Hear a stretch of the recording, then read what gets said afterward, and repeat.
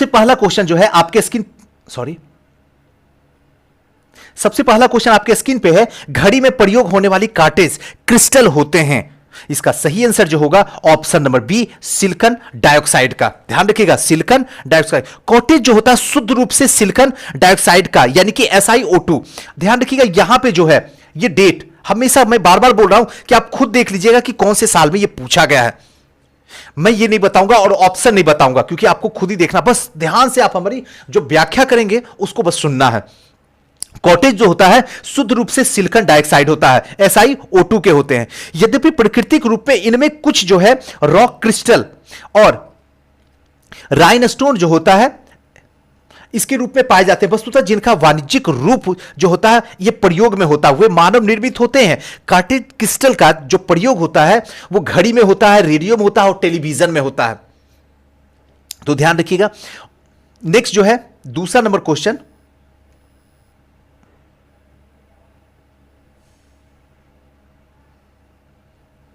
दूसरा number question क्या कहता है, दृश्य स्पेक्ट्रम में के तरंग दैर्घ्य की सीमा है। तो इसका सही आंसर होगा 3900 से लेके 7600, 3900 से लेके 7600 एम्पियर तक होता है। यानी कि दृश्य स्पेक्ट्रम विद्युत चुंबकीय स्पेक्ट्रम का वह भाग होता है जिसके मानव नेत्र संवेदनशील होते हैं, जिसका तरंग दैर्घ्य जो है पारस 3900 एम्पियर से लेकर 7600 एम्पियर तक का होता है। और हमारे चारों ओर वस्तुओं से उत्सर्जित या परावर्तित होने वाला जो प्रकाश जो होता है, दृश्य प्रकाश, वो जगत के विषय में जो है दृढ़ सूचनाएं जो है हमें उपलब्ध इन्हीं के द्वारा होते रहता है। तीसरा क्वेश्चन जो देखते हैं, तीसरा क्वेश्चन क्या है, एक परमाणु के केंद्र का धनावेशित हिस्सा कहलाता है। जो परमाणु के केंद्र में धनावेशित हिस्सा होता है उसको क्या कहते हैं, तो उसको जो कहते हैं न्यूक्लियस। ध्यान रखिएगा, उसको न्यूक्लियस कहते हैं, ऑप्शन नंबर डी। आइए इसकी व्याख्या करते हैं और समझने की कोशिश करते हैं क्या है।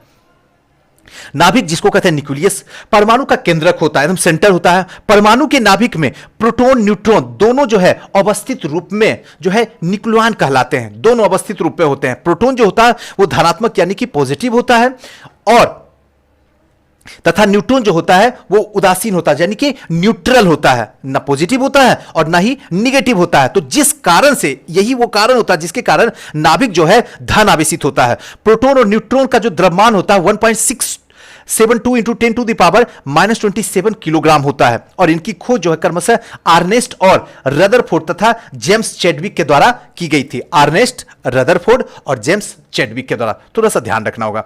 नेक्स्ट क्वेश्चन जो है, एक ठोस के सीधे गैस में परिवर्तन को कहते हैं। तो इसका सही आंसर होगा ऊर्ध्वापतन। एक ठोस जो है सीधे गैस में परिवर्तन हो जाता है। जैसे ऊर्ध्वापतन का प्रक्रमण होता है कि एक ठोस जो होता है वो पदार्थ सीधे द्रव में परिवर्तित होते बिना सीधे गैसीय अवस्था में हो जाता है। जैसे कि आप अगर कैंडल ले लेते हैं तो क्या एक ठोस है और सीधा ये गैस के रूप में क्या हो जाता है, परिवर्तन हो जाता है। तो ऊर्ध्वापतन। नेक्स्ट जो है सौर विकिरण निम्न में से किस पारस में दिखता है। तो इसका सही आंसर होगा ऑप्शन नंबर बी, 400 से 700 nm में दिखता है। 400 से 700। आइए इसकी चर्चा थोड़ा सा डिटेल से कर लेते हैं। पृथ्वी पर आने वाले सौर विकिरण का परास जो होता है 100 नैनोमीटर से 10 टू द पावर 6 नैनोमीटर तक विस्तृत है। इस सौर विकिरण को परावैंगनी विकिरण या फिर दृश्य प्रकाश या फिर कहें तो अवरक्त किरण या अल्ट्रावायलेट में विभाजित किया जा सकता है।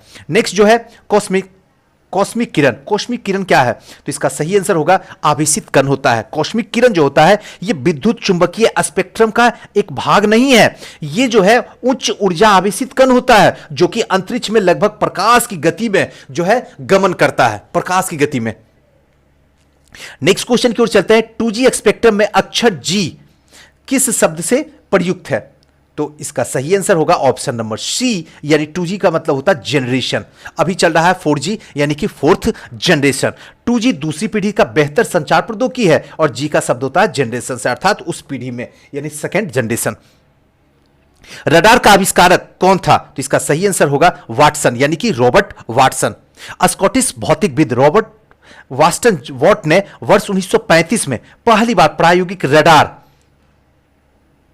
कभी कभी जो है रडार का भी फुल फॉर्म पूछ दिया जाता, तो ध्यान रखिएगा, रडार मतलब रेडियो डिटेक्टिव एंड रेंजिंग व्यवस्था का विकास किया था। द्वितीय विश्व युद्ध में इस व्यवस्था का उपयोग जो है हवाई हमलों के पूर्व सचेत करने के लिए किया गया था, द्वितीय विश्व युद्ध में।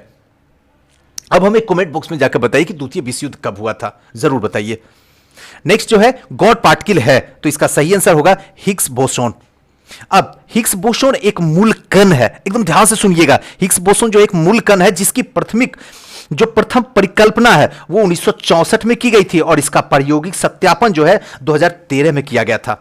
वैज्ञानिक समुदाय के बाहर और मीडिया के द्वारा अक्सर इस कण को ईश्वरीय कण कहा जाता है। गॉड पार्टिकल जो है वो ईश्वरीय कण कहा जाता है, या कहें तो गॉड पार्टिकल जो है उपनाम दिया जाता है।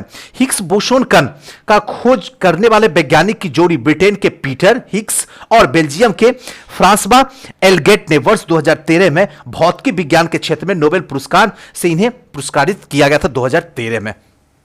नेक्स्ट है सर सीवी रमन ने भौतिकी का नोबेल पुरस्कार प्राप्त हुआ था, तो इसका सही आंसर होगा 1930 में। ध्यान रखिएगा, ये सब क्वेश्चन हमेशा रिपीट होता है, एकदम ध्यान रखिएगा, आगे भी आपको देखने के लिए मिल जाएगा। भौतिकी शास्त्र के लिए नोबेल पुरस्कार प्राप्त करने वाला, अब देखिए सीवी रमन कौन से क्षेत्र से संबंधित थे, आपसे यही क्वेश्चन पूछ देगा, जो कि देखिए यहीं पर आपका आंसर पता चल रहा है कि भौतिक शास्त्र है। तो भौतिक के लिए नोबेल पुरस्कार प्राप्त करने वाले पहले भारतीय डॉक्टर चंद्रशेखर वेंकटरमन थे। कौन थे? तो पहले भारतीय डॉक्टर चंद्रशेखर वेंकटरमन थे, जिन्हें 1930 में यह पुरस्कार प्राप्त हुआ था। यह नोबेल पुरस्कार भारत से संबंधित विजेता है। रविन्द्रनाथ टैगोर को सबसे पहले मिला था 1913 में साहित्य के लिए, अरविंद खुराना को चिकित्सा के लिए 1968 में मिला था। उसके बाद सुब्रमण्यम चंद्रशेखर को भौतिकी के लिए 1983 में मिला था। उसके बाद मदर टेरेसा के लिए शांति के लिए 1979 में मिला था, और अमर्त्य सेन को अर्थशास्त्र के लिए 1998 को मिला था। नेक्स्ट क्वेश्चन की ओर चलते हैं। टेलीस्कोप की खोज किस वैज्ञानिक ने किया था? तो इसका सही आंसर होगा गैलीलियो ने किया था। गैलीलियो ने टेलीस्कोप का आविष्कार किया था। किस सदी की शुरुआत में हवाई जहाज का आविष्कार किसने किया था? तो इसका सही आंसर होगा राइट ब्रदर्स ने। नेक्स्ट क्वेश्चन है 1 माइक्रोन बराबर होता है, इसका सही आंसर होगा 1/1000 मिलीमीटर। देखिए क्वेश्चन क्या है, हमेशा आप देख रहे हैं साइंस के जो लोग अगर आर्ट्स बैकग्राउंड से हैं या कॉमर्स बैकग्राउंड से हैं, अब तो कम से कम यहां से तो समझ में आ गया ना। अगर आप नहीं कहीं पढ़े हैं, कोई झूठ भी बोल रहा है या कोई आपको इधर उधर की बात कर रहा है, कम से कम इस क्वेश्चन के बाद तो आप कभी भी इधर उधर सॉफ्टवेयर आपका गड़बड़ाने की चांस नहीं है ना, क्योंकि अब तो पता चल रहा है ना कि आयोग कैसा क्वेश्चन पूछ रहा है। एकदम बेसिक क्वेश्चन पूछता है, ऐसा क्वेश्चन पूछता कि आपसे उम्मीद आयोग करता कि अगर आप आर्ट्स बैकग्राउंड में भी हैं तब भी 10th में 12th में आपने पढ़ा है साइंस, कम से कम 10th 9th और 10th में तो पढ़े ही साइंस है, और उसी से रिलेटेड है क्या, उसी के बेस पे तो अभी तक कुल सारा क्वेश्चन चल रहा है, और थोड़ा करंट से जुड़ा हुआ, जो कि करंट आपको पढ़ना ही है। तो बताइए कहां भारी है, कहां फंस रहे हैं क्वेश्चन में। और कुछ क्वेश्चन तो मैंने पहले भी बता चुका हूं कि बेवकूफ वाली क्वेश्चन रहता है, जो आयोग जानबूझ के डालता है बेवकूफ बनाने के लिए। तो इस पे आपको खुद ही ध्यान रखना होगा। नेक्स्ट है क्रोमेटोग्राफी का तकनीक का प्रयोग होता है, इसका सही आंसर होगा रंगीन पदार्थ के प्रभावन आश्वासन में, यानी कि किसी मिश्रण के विभिन्न पदार्थों को अलग करने को जो है वो कहा जाता है क्रोमेटोग्राफी। मान लीजिए कोई मिश्रण है, उस मिश्रण को अगर अलग करना है तो उसको कहते हैं क्रोमेटोग्राफी तकनीक के द्वारा अलग किया जा सकता है। 2-3 का मिश्रण जो होगा, एक 2 या 2 से अधिक पदार्थों का जब एक दूसरा में मिल जाना तो मिश्रण कहलाता है, ये तो पता ही है। एक में तो हो नहीं सकता, 2 या 2 से अधिक में, तो उसमें जो है उसको सबको अलग करने की जो पद्धति अपनाई जाती है उसको कहते हैं क्रोमेटोग्राफी तकनीक। नेक्स्ट जो है लोलक की कला विधि यानी कि टाइम पीरियड, इसका सही आंसर होगा लंबाई के ऊपर निर्भर करता है, यानी कि सरल लोलक की कलाविधि लोलक की लंबाई पर निर्भर करता है, क्योंकि 2 पाई √1/g, जहां पे जो पाई होता है और जो जी होता है वो नित्यांक होता है, यानी कांस्टेंट होता है, और लोलक की जो कलाविधि होती है उसकी लंबाई जो एफ होती है वो कर्मानुपाती होती है। नेक्स्ट क्वेश्चन की ओर चलते हैं। नेक्स्ट क्वेश्चन क्या कहता है, बल गुणनफल है, इसका सही आंसर होगा द्रव्यमान इंटू त्वरण, यानी कि मास इंटू एक्सेलरेशन का जो होता मल्टीप्लाई होता force. F = ma mass into acceleration. संवेग के परिवर्तन की दर को ही क्या कहते हैं, बल कहते हैं। यदि वस्तु का द्रव्यमान m हो, u वेग गति से करते हुए t सेकेंड में v वेग प्राप्त करता है, तो संवेग की परिवर्तन की दर होगा mv - mu / टी, यानी कि F इक्वल टू M जो है कॉमन ले लेंगे तो बचेगा क्या, V माइनस यू, M यहां से कॉमन आ जाएगा ये, तो बचा क्या V minus you divided by t, और F इक्वल टू क्या होगा MA, MA equal to A, V minus u equal to t. यही हुआ हमारा बल का यानी कि द्रव्यमान इंटू त्वरण, option number B. Next question की ओर चलते हैं। नेक्स्ट क्वेश्चन क्या कहता है, त्वरण ज्ञात करने की सही सूत्र कौन सा है, तो इसका सही आंसर होगा ऑप्शन नंबर ए, अभी जस्ट ऊपर में ही पढ़े, A equal to V minus you divided by T. Next जो है, निम्नलिखित में कौन सी राशि सदिश नहीं है, तो इसका सही आंसर होगा ऑप्शन नंबर डी, आयतन जो है वो सदिश नहीं है, बाकी सब सदिश है, विस्थापन सदिश है, बल सदिश है और वेग सदिश है, लेकिन सदिश नहीं है वो है आयतन। अब कैसे, आइए थोड़ा चर्चा करते इसको।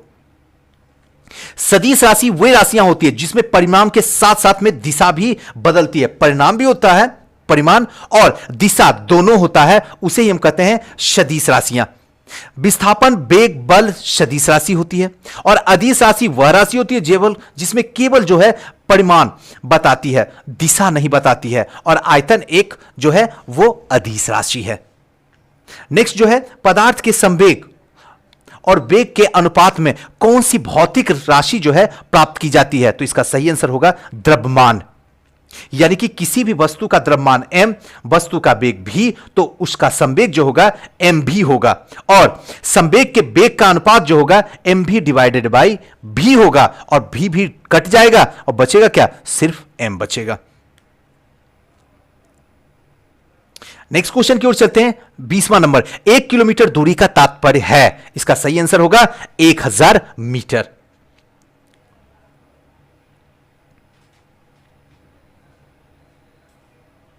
थोड़ा सा चर्चा कर लेते हैं। 1 kilometre 1000 metre, 100 metre 1 hectare metre, 1000 centimetre 1 decametre, 100 centimetre 1 metre.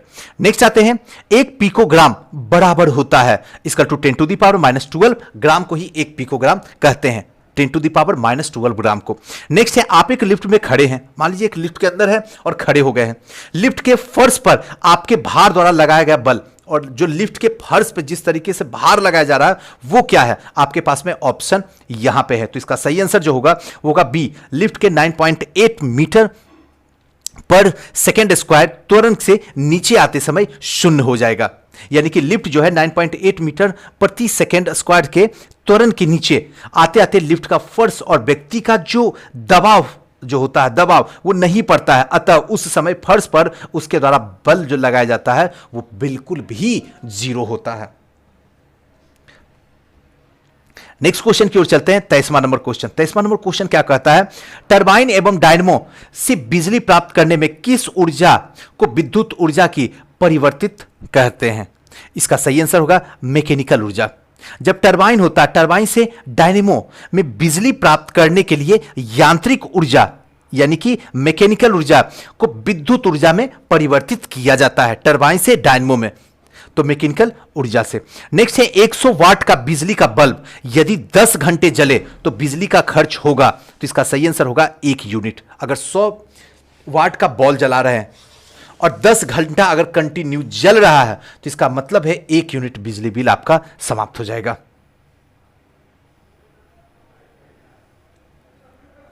Next question है, एक समान शुष्क सेल में विद्युत अपघटन होता है, तो इसका सही आंसर होगा अमोनिया क्लोराइड। एक समान शुष्क सेल में जो है अमोनिया क्लोराइड या कहें तो जिंक क्लोराइड को एक विद्युत अपघटन के रूप में प्रयुक्त किया जाता है, और मैग्नीज डाइऑक्साइड कैथोड के रूप में प्रयोग किया जाता है। डायनेमो, डायनेमो क्या है, इसका सही आंसर होगा यांत्रिक ऊर्जा को विद्युत ऊर्जा में परिवर्तित करता है, इसी को कहते हैं डायनेमो। हमेशा रिपीटेड क्वेश्चन होता है, ध्यान रखिएगा, यांत्रिक को विद्युत ऊर्जा में परिवर्तित करना ही डायनेमो का काम होता है। डायनेमो एक ऐसा संयंत्र है जो यांत्रिक ऊर्जा को विद्युत ऊर्जा में परिवर्तित कर देता है, और डायनेमो में आर्मीचर जो है चुंबकीय बल क्षेत्र का घूर्णन करता है, जिससे क्या होता है कि विद्युत चुंबकीय प्रेरक के कारण इलेक्ट्रॉनिक मैग्नेट जो होता है बल उत्पन्न करना शुरू कर देता है। प्रकाश में 7 रंग होते हैं, रंगों को अलग अलग करने का क्या तरीका होता है, तो इसका सही आंसर जो होगा वो होगा ऑप्शन नंबर ए। एक प्रिज्म के रंगों को अलग किया जाता है। आप लोग 10th में भी पढ़े होंगे, एक प्रिज्म को रख दीजिए तो प्रकाश जहां से आ रहा है तो वहां से अलग अलग रंगों में क्या कर देगा, इसे बदल देता है। यानी कि आपतित प्रकाश प्रिज्म के द्वारा रंगीन पट्टियों में विभक्त हो जाता है, जो कि 7 रंगों में बैगनी, जामुनी, नीला, हरा, पीला, नारंगी तथा लाल में होता है। नेक्स्ट है, यदि किसी ऐनक के लेंस की शक्ति +2 डायोप्टर हो तो इसकी फोकस दूरी क्या होगी? इसका सही आंसर जो होगा वो होगा ऑप्शन नंबर सी, यानी कि 50 सेंटीमीटर, क्योंकि लेंस की क्षमता का एसआई मात्रक जो होता है वो डायोप्टर होता है। याद रखिएगा, लेंस की क्षमता का एसआई मात्रक डायोप्टर, एकदम याद रख लीजिएगा, जिसे प्रतीक डी के रूप में होता है। इंडिकेट हम डी के रूप में दर्शाते हैं और फोकस को एफ के रूप में दर्शाते हैं। अब इसमें क्या है, व्यक्त करें 1D = 1 मीटर।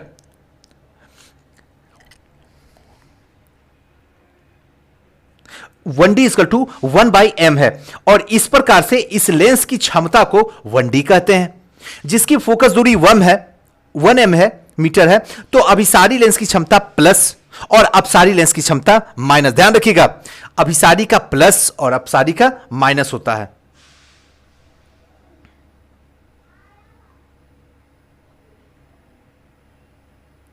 अब आइए इसको थोड़ा सा कैलकुलेशन करते हैं। फोकस दूरी F = 1 लेंस की क्षमता 1/2 = 0.5 मीटर, या कहें तो 50 सेंटीमीटर। नेक्स्ट है, चुंबकीय सुई किस तरफ संकेत करती है? तो इसका सही आंसर होगा उत्तर की तरफ। चुंबकीय सुई जो है वो उत्तर की तरफ जो है, चुंबकीय सुई जो है उत्तर और दक्षिणी गोलार्ध की तरफ जो है ये संकेत करता। उत्तर और दक्षिणी गोलार्ध, याद रखिएगा, उत्तर और दक्षिणी गोलार्ध। श्वेत प्रकाश को नली में कैसे पैदा करते हैं? तो इसका सही आंसर जो होगा वो होगा ऑप्शन नंबर बी, यानी कि तंतु को गर्म करके। श्वेत प्रकाश प्रतिदीप्ति ट्यूब के निम्न दाब पर पारे के वाष्प को पैदा करता है। अब क्या होता है, ट्यूब के सिरे पर तंतुओं में विद्युत प्रवाह करने पर पारा जो है वाष्प अदृश्य पराबैंगनी किरणें उत्सर्जित करती है और यही पराबैंगनी किरणें नालिका के आंतरिक सतह पर लेपित प्रतिदीप्तिशील पदार्थ की परत पर मिलकर दृश्य प्रकाश जो है ये उत्सर्जित करती है। नेक्स्ट है, विद्युत उत्पन्न करने के लिए कौन सी धातु का उपयोग होता है? तो इसका सही आंसर होगा यूरेनियम। विद्युत उत्पन्न करने के लिए यूरेनियम धातु का उपयोग होता है और यूरेनियम धातु का उपयोग विद्युत ऊर्जा के रिएक्टर में किया जाता है। विद्युत ऊर्जा के रिएक्टर में किया जाता है। नेक्स्ट है, कमरे को ठंडा किया जा सकता है। इसका सही आंसर होगा संपीड़ित गैस को छोड़ने से। संपीड़ित गैस को अगर छोड़ रहे हैं तो कमरे ठंडा हो जाएगा, जो कि जिसको हम एसी कहते हैं। संपीड़ित गैस को अगर छोड़ा जाए तो कमरे का तापमान आसानी से गिर जाता है, जिसका कमरा ठंडा हो जाता है। यानी कि संपीड़ित गैस जो है एसी में भरा रहता है, जिसको चलाते हैं तो कमरे का तापमान पूरी तरीके से नॉर्मल हो जाता है, यानी ठंडा हो जाता है। नेक्स्ट क्वेश्चन की ओर चलते हैं। 33 नंबर क्वेश्चन क्या कहता है, आमतौर पर सुरक्षा फ्यूज लगाने के लिए प्रयोग होने वाले तार किस पदार्थ का बना होता है? तो इसका सही आंसर होगा टीन और शीशे का एक मिश्र धातु का बना होता है। टीन और शीशे के एक मिश्र धातु का। फ्यूज एक छोटा तार का टुकड़ा होता है। यह रंगा शीशा और मिश्र धातु का बना होता है, जिसका गलनांक बिल्कुल निम्न होता है। लघु पतन, अति भारण और वोल्टता की वृद्धि आदि के कारण जब परिपथ में धारा निर्दिष्ट मान की अधिक हो जाती है तो फ्यूज जो है वो गलकर टूट जाता है और इसी की कीमती इलेक्ट्रिक सामान जो है बच जाती है कि यहीं पे लाइट जो है आगे बढ़ नहीं पाती है, जिससे जो भी उपकरण होता है वो सारे के सारे बच जाते हैं। नेक्स्ट क्वेश्चन है, अतिचालकता का लक्षण है। तो इसका सही आंसर जो होगा वो होगा अनंत परागम्यता। यानी कि 1911 में डच भौतिकी वैज्ञानिक यानी कि H.K. ओनेश ने प्रतिरोधता पर ताप के प्रभाव का अध्ययन किया। उन्होंने धातुओं के कुछ नमूने को और कुछ केल्विन ताप को ठंडा करने पे उसके विद्युत प्रतिरोध की माप की। तो ओनेश ने यह जानकर आश्चर्य हुआ कि 4.2 के तापमान पर जब पारे को विद्युत प्रतिरोध शून्य हो जाता है, 4.2 टेम्परेचर पे जब पारे का विद्युत प्रतिरोध शून्य हो जाता तो यह पाया गया कि न्यूनतम ताप पर अनेक तत्व जो भी अन्य तत्व हैं, और यौगिक ऐसा ही व्यवहार दर्शाते हैं, और ऐसा व्यवहार करने वाले पदार्थ को अति चालकता कहते हैं। ध्यान रखिएगा, ऐसा जो व्यवहार करते हैं ऐसे पदार्थ को अति चालकता कहते हैं, और अति चालकता कोई प्रतिरोध प्रस्तुत नहीं करते हैं, इसलिए इसमें ऊर्जा का ह्रास के बिना ऊर्जा के ह्रास के बिना विद्युत धारा जो है प्रभावित होती है, और विद्युत प्रभावित होते समय ऊर्जा का कोई ह्रास नहीं होता है। और यही कारण है कि एक स्थान से दूसरे स्थान को विद्युत के संचारण में अति चालकता का जो है दक्षता पूर्वक जो है इसका उपयोग किया जा सकता है। क्लियर? नेक्स्ट क्वेश्चन की ओर चलते हैं। 35 नंबर क्वेश्चन क्या कहता है?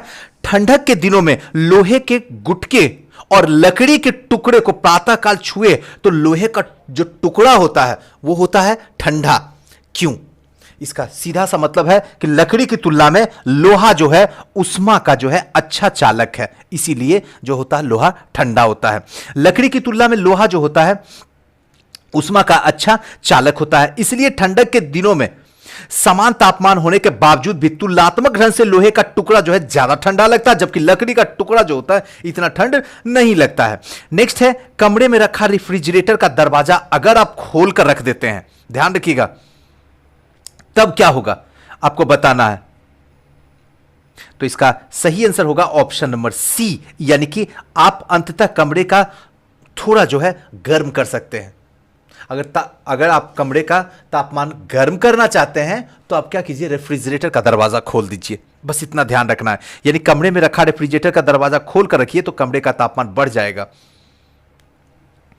नेक्स्ट क्वेश्चन की ओर चलते हैं। 37 नंबर क्वेश्चन, दो उत्तरोत्तर श्रृंग अथवा दो उत्तरोत्तर गर्त के बीच की दूरी को क्या कहते हैं? तो इसका सीधा सा आंसर होगा तरंगदैर्घ्य कहते हैं। जब एक सरल आवर्त तरंग किसी माध्यम से होकर गुजरती है तो एक विशेष पैटर्न के एक निश्चित दूरी की पश्चात पुनरावृत्ति होती है, और इसी दूरी को जो हम कहते हैं वो कहते हैं तरंगदैर्घ्य। पढ़ने के काम आने वाले ग्लास लेंस किस प्रकार के लेंस के बने होते हैं जो पढ़ने के लिए उपयोग किए जाते हैं? तो इसका सीधा सा मतलब है उत्तल। अब देखिए, ये हमेशा यहां से क्वेश्चन पूछता है, उत्तल, अवतल, अभिसारी लेंस, अपसारी लेंस, और हमेशा हमें कंफ्यूजन होता है और हर बार हम गलत करते हैं। आइए आज समझते हैं इसको अच्छे तरीके से। पढ़ने का काम आने वाला ग्लास जो होता है वस्तुतः जो होता है दूरदृष्टि दोष को दूर करता है। ध्यान रखिएगा, दूरदृष्टि दोष को दूर करना। और दीर्घ दृष्टि दोष को दूर युक्त कोई व्यक्ति दूर की वस्तु को स्पष्ट देख सकता है, परंतु निकट रखी वस्तु को वह स्पष्ट नहीं, मतलब दूरदृष्टि का मतलब समझ रहे हैं ना? दूरदृष्टि का मतलब है कि आप जो है दूर की वस्तु को नहीं देख सकते हैं, और निकट का मतलब होता है कि आप जो है निकट के वस्तु को नहीं देख सकते हैं। जो रखी हुई वस्तु है वो निकट में आप स्पष्ट नहीं देख सकते हैं, और इसी दोष को उचित फोकस दूरी में उत्तल लेंस का उपयोग करके हम इसे प्रॉब्लम को सॉल्व कर लेते हैं। किसको? तो उत्तल लेंस। नेक्स्ट क्वेश्चन की ओर चलते हैं। नेक्स्ट क्वेश्चन क्या कहता है? ध्वनि का वायु में वेग अनुमानतः है, तो इसका सही आंसर होगा 330 मीटर प्रति सेकेंड है। अब क्या है, आप इसमें खुद ही चूज करके देख लीजिए सबका डाटा। चलिए नेक्स्ट क्वेश्चन आते हैं। प्रकाश विकिरण की प्रकृति होती है, तो इसका सही आंसर होगा तरंग एवं कण दोनों के समान होती है। कैसे? तो प्रकाश विकिरण जो होती है वो प्राकृतिक तरंग और कण दोनों के समान होती है, अर्थात प्रकाश का विकिरण तरंग और कण दोनों गुणों में पाए जाते हैं। नेक्स्ट है, आकाश नीला लगता है क्यों? अगर आप देखिए तो आकाश नीला लगता है, इसके पीछे क्या रीजन है? तो इसके पीछे सिर्फ यही रीजन है क्योंकि लघु तरंगदैर्घ्य तरंगों की उपेक्षा वायुमंडल के द्वारा अधिक प्रकीर्णन होता है, यानी कि वायुमंडल में अणुओं और परमाणुओं पर प्रकाश पड़ने से यह प्रकाश सभी दिशाओं में जो है प्रकीर्णित कर देते हैं, और यह प्रकीर्णन में बैगनी और नीला वर्ण का प्रकाश जो है सबसे अधिक निकलना शुरू होता है, और घटते क्रम में हरे, पीले, नारंगी, लाल रंग के प्रकाश जो है प्रकीर्णन होता है, अतः प्रकाश का नीला प्रतीत होता है। इसी वजह से जो है आकाश का रंग नीला हमें दिखता है।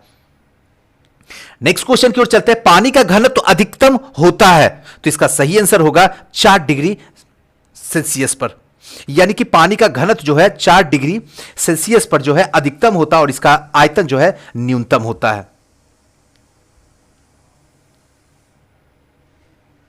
नेक्स्ट क्वेश्चन की ओर चलते हैं। वर्षा की बूंद गोलाकार आकृति का कारण है, क्यों ऐसा होता है कि वर्षा का बूंद जो है गोलाकार होता है? तो इसका सही आंसर होगा ये ऑप्शन नंबर बी, पृष्ठ तनाव की वजह से। वर्षा की बूंद का गोलाकार आकृति जो है पृष्ठीय तनाव की वजह से होता है। पृष्ठीय तनाव जो है आणविक आकर्षण का परिणाम होता है, और वर्षा की बूंद जो है वो पिघली धातु की बूंद आदि से सभी गोलीय हो जाती है, और क्योंकि उनकी सतह जो है सिकुड़कर न्यूनतम क्षेत्रफल की होना चाहती है, और एक निश्चित आयतन के लिए जो है गोलीय आकृति के निश्चित सतह में क्षेत्रफल की न्यूनतम हो जाती है, इसलिए वो गोल हो जाता है।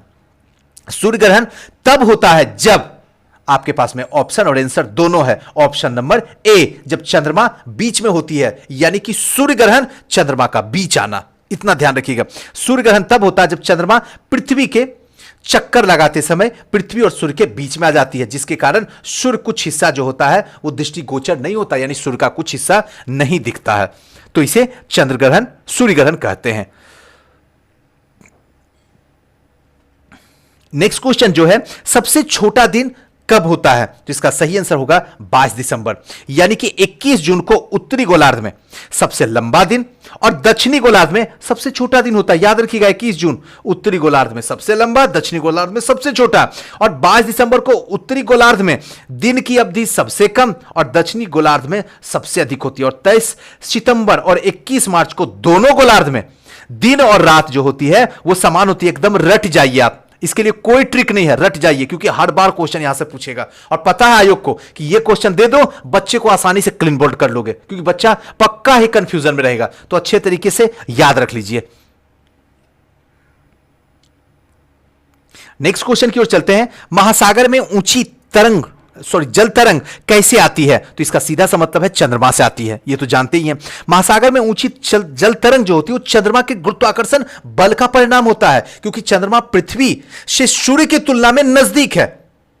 पृथ्वी से सूर्य की तुलना में जो चंद्रमा नजदीक है, और उसके आकर्षण बल के कारण जो होता है वो समुद्र की तरंग ऊपर उठना शुरू कर देती है, अट्रैक्ट करती है, खींचती है। तो सूर्य के द्वारा लगने वाला आकर्षण बल है इतना प्रभावी नहीं हो पाता है, अंततः उसके द्वारा जल तरंग ऊपर की ओर नहीं उठ पाता है।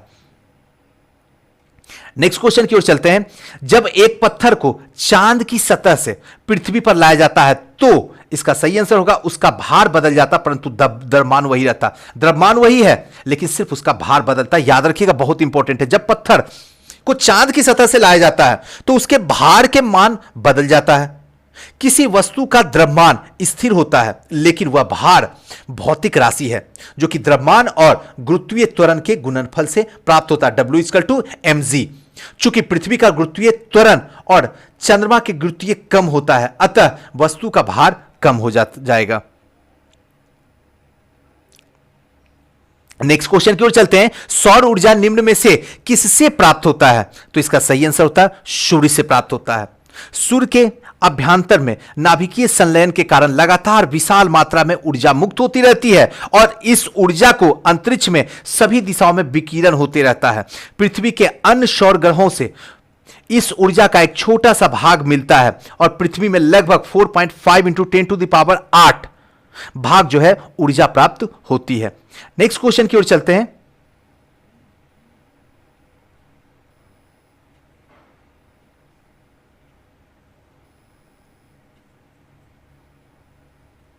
चलिए नेक्स्ट क्वेश्चन जो है 49 नंबर क्वेश्चन। प्रथम भारतीय उपग्रह आर्यभट्ट कब छोड़ा गया था? इसका सही आंसर होगा 1975 में। तो सबको पता है लेकिन डेट भी याद रखिएगा क्योंकि देख लीजिए कैसा क्वेश्चन पूछा जा रहा है। 19 अप्रैल 1975 को।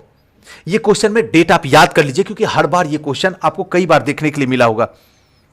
नेक्स्ट है वर्ष दीर्घतम होता है, तो इसका सही आंसर होगा प्लूटो पे। यानी प्लूटो पे वर्ष जो है सबसे अधिक होता है जिसकी कक्षीय परिक्रमण काल दिन में 90,588 होता है। नेक्स्ट है सूर्य के प्रकाश को धरती की सतह पर पहुंचने में कितना समय लगता है? यह क्वेश्चन हर बार पूछा जाता है, इस बार भी थोड़ा चर्चा में रह गया था। सी 8.5 मिनट। इस बार 65th में भी यही क्वेश्चन को थोड़ा सा चर्चा में ला दिया था आयोग ने और देखिए हर बार ये क्वेश्चन पूछा जा रहा है। सूर्य से प्रकाश की धरती के सतह पहुंचने में लगभग जो है 8.3 मिनट लगता है और सूर्य से पृथ्वी की औसत दूरी 150 इंटू 10⁻7 किलोमीटर है और प्रकाश की चाल 10⁻8 है, 3 × 10⁸ किलोमीटर पर सेकेंड होता है, यानी 3 लाख किलोमीटर प्रति सेकेंड।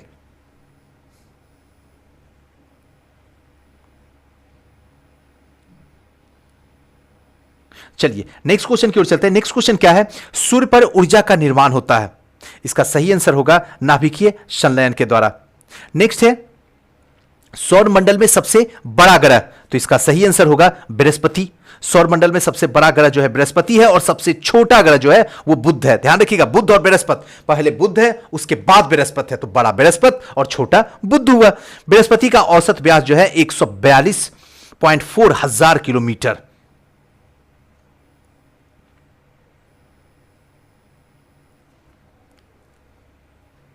नेक्स्ट क्वेश्चन है निम्नलिखित में से कौन सा एक कंप्यूटर की भाषा नहीं है? तो इसका सही आंसर होगा फास्ट बेसिक है, सी प्रोग्रामिंग है, फोर्ट्रेन है, लेकिन फास्ट नहीं है।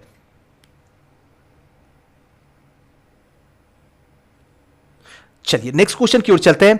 निम्न में से कौन सी धातु रोशनी के बल्ब में फिलामेंट के रूप में प्रयोग किया जाता है? तो टंगस्टन। साधारणतः मिश्र धातु का प्रतिरोधक इन्हें बनाने वाली शुद्ध धातु और अपेक्षा अधिक होती है। साथ ही ताप में परिवर्तन से प्रतिरोधकता में परिवर्तन की दर अपेक्षाकृत कम होती है, अतः उच्च ताप में इसका शीघ्र ही ऑक्सीकरण नहीं होता है और इस कारण से इसका उपयोग विद्युत प्रेस, उसके बाद टोस्टर आदि समान विद्युत तापन में युक्त होता है और साथ में केवल टंगस्टन का ही उपयोग किया जाता है इन तंतुओं में, जबकि तांबा और एल्युमिनियम का उपयोग विद्युत संचरण के लिए उपयोग में होने वाले तारों के निर्माण में किया जाता है। नेक्स्ट क्वेश्चन की ओर चलते हैं। 56 नंबर क्वेश्चन क्या कहता है? निम्न में से कौन सी धातु अर्धचालक के रूप में ट्रांजिस्टर में प्रयोग होता है? तो इसका सही आंसर होगा वो होगा जेमेनियम। ध्यान रखिएगा, सिलिकॉन और जर्मेनियम जैसे कुछ पदार्थ होते हैं जो विद्युत प्रतिरोधक के मान चालकों को विद्युत प्रतिरोधक के बीच का होता है, इन्हें अर्धचालक कहते हैं। ये समांतर क्या होते हैं? चालक होते हैं, लेकिन इनमें कुछ अपद्रव मिलाने पर इनकी चालकता बढ़ जाती है और वो एन प्रकार और पी प्रकार के अर्धचालक बन जाते हैं, जिनका उपयोग जो है हम ट्रांजिस्टर में करते हैं। नेक्स्ट है परमाणु नाभिक के अवयव हैं।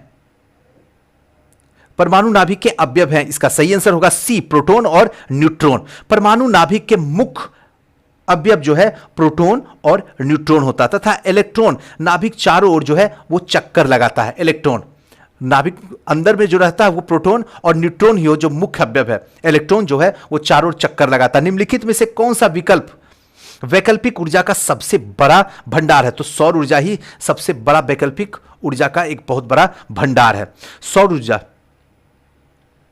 नेक्स्ट क्वेश्चन की ओर चलते हैं। नेक्स्ट क्वेश्चन क्या है? परमाणु बम का सिद्धांत आधारित है तो नाभिकीय विखंडन पर। याद रखिएगा, परमाणु बम का सिद्धांत नाभिकीय विखंडन पर आधारित है और नाभिकीय विखंडन का तात्पर्य है भारी परमाणु वाले तत्व का कम परमाणु वाले तत्व में टूटना और इस विखंडन का परिणाम स्वरूप ऊर्जा जो है उत्पन्न होती है। वायु में कौन सी नोबेल गैस नहीं है? तो इसका सही आंसर जो होगा वो होगा रेडॉन। वायु में जो है रेडॉन गैस नहीं होती है। रेडॉन नामक अक्रिय गैस वायु में नहीं पाई जाती है। अन्य अक्रिय गैस जैसे हीलियम, नियोन, आर्गन वायु में पाई जाती है, लेकिन रेडॉन जो है वो नहीं पाई जाती है। ध्यान रखना है। बिजली की खपत का बिल किसके मापन पर आधारित होता है? तो इसका सही आंसर जो होगा वो होगा ऑप्शन नंबर ए, यानी कि वाट पर। बिजली का खपत बिल जो होता है किलो प्रति वाट या कहिए तो वाट मापा जाता है, अतः विकल्प ए ही इसका सही होगा। नेक्स्ट क्वेश्चन जो है निम्नलिखित में सबसे भारी धातु है? तो इसका सही आंसर जो होगा वो होगा यूरेनियम। यूरेनियम सबसे भारी धातु मानी जाती है और इसका परमाणु संख्या जो होता है 92 और परमाणु भार जो होता है 238। इनसे 2A कब छोड़ा गया था? तो इसका सही आंसर होगा 10 जुलाई 1992। देखिए उस टाइम का क्वेश्चन थोड़ा करंट से जुड़ा हुआ है, इसलिए इसको हटा दीजिए।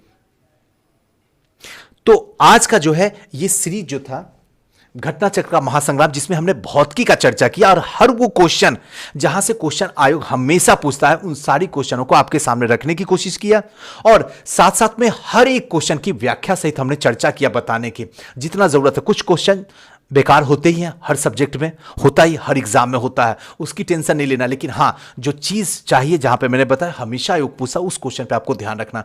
दोस्तों कैसा लगा ये सीरीज हमें जरूर बताइएगा। अब साथ साथ में थोड़ी सी कोशिश ये करने की इस वीडियो को जितना ज़्यादा हो सके ज़रूर शेयर कीजिए। थैंक यू, नमस्कार।